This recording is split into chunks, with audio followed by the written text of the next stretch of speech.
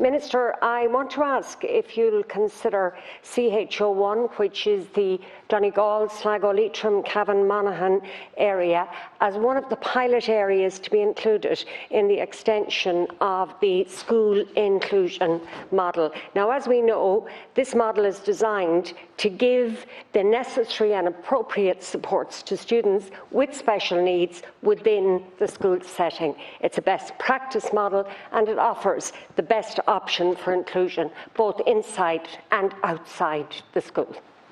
Thank you, Deputy Minister. Thank you, Lascian Corla and indeed Deputy Harkin, for your question. And I note what you say around the school inclusion model, and it does give the appropriate supports to children with additional needs, and indeed it is best practice.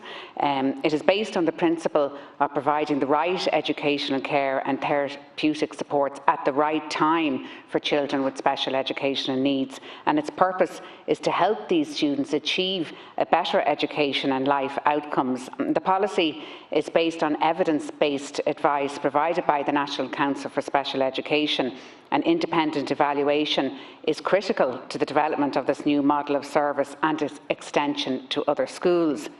The school inclusion model includes the following elements: provision of in-school therapies such as speech and language therapy, occupational therapy, the allocation of special needs assistance on a front-loaded basis, thereby removing the need for a diagnosis in order to access care support, additional professional supports for schools including psychology and behavioural and professional development, and indeed also the training of SNAs.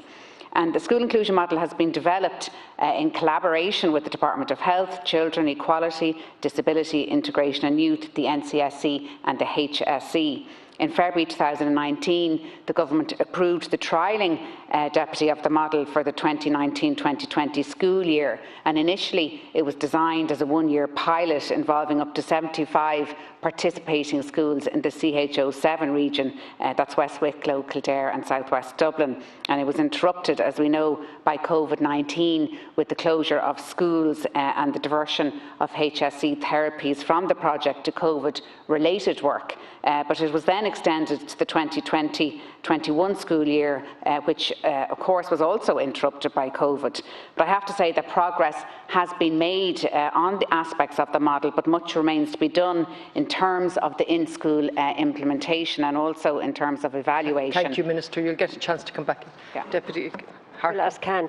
Minister, you've just told me how excellent the school inclusion model is. And the reason I ask you that the CHO1 region, as I said, Donegal, Sligo, Leitrim, Cavan, Monaghan, be included in the next phase of the pilot scheme is the incredibly just the unbelievable situation in the Sligo Leitrim area regarding children who are awaiting initial assessment, initial treatment and further therapy in speech and language therapy. Minister, it's not just unacceptably high, it's way, way beyond the limits of what any health service could defend. I submitted a PQ in April this year and I was informed that in Sligo Leitrim there are currently 385 children awaiting initial assessment, 84 awaiting initial therapy and 444 awaiting further therapy with the speech and language therapy service.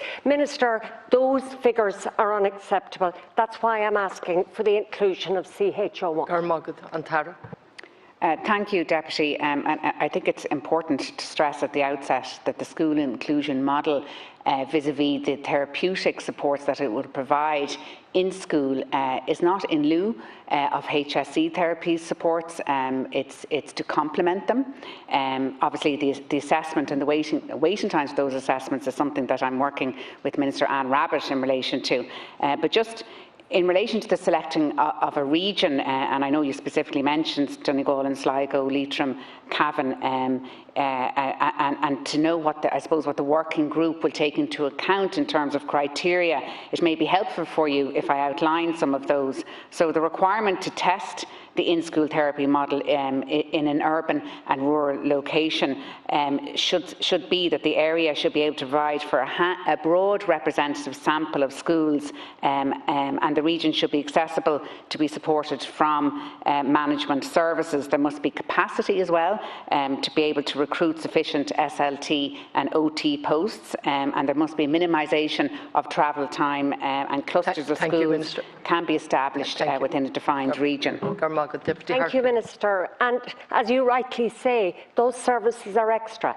I know that. So when the services there are virtually non-existent, that's why I'm making such a strong case for that region to be included. I mentioned to you the waiting list, but that wasn't the only question I asked. I also asked about the positions allocated and the positions filled. And we look at occupational therapy. Only 84% of the positions allocated are filled. For physiotherapy, it's 90%. But, Minister, for speech and language therapy, it is 59% of the positions that are allocated were filled in the Sligo-Leitrim region in the answer to a PQ I got in March of this year. I mean, Minister, those figures are heartbreaking. And each and every figure represents a child and a family. I know you don't have a magic wand, but this programme, this pilot programme, can make a significant difference. And I'm asking you strongly to consider this region. Conclude.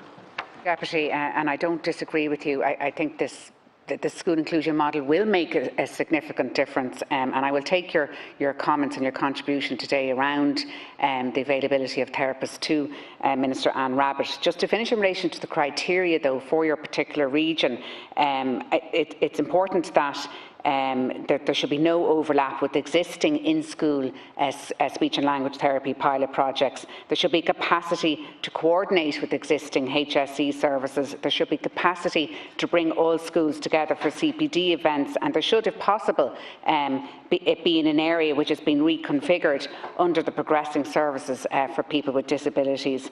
And these similar criteria could form a basis for future rollout.